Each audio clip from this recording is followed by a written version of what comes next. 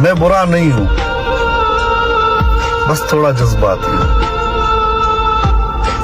मैं दिल में मैल नहीं रखता, हाँ मैं गुस्सा बहुत करता हूं। कोई नहीं समझ सकता ऐसा हूं मैं प्यार भी बहुत करता हूं।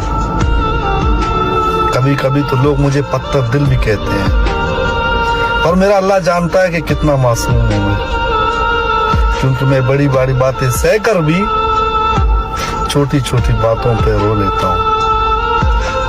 मैं अंदर से उदास होकर भी दूसरों के सामने खुश दिखाई देता हूं।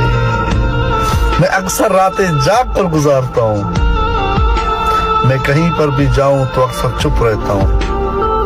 मगर मुझे अक्सर लोग मगरूर कहते हैं, मगर मैं किसी को दुख देकर भी खुद दिल में रोता हूं।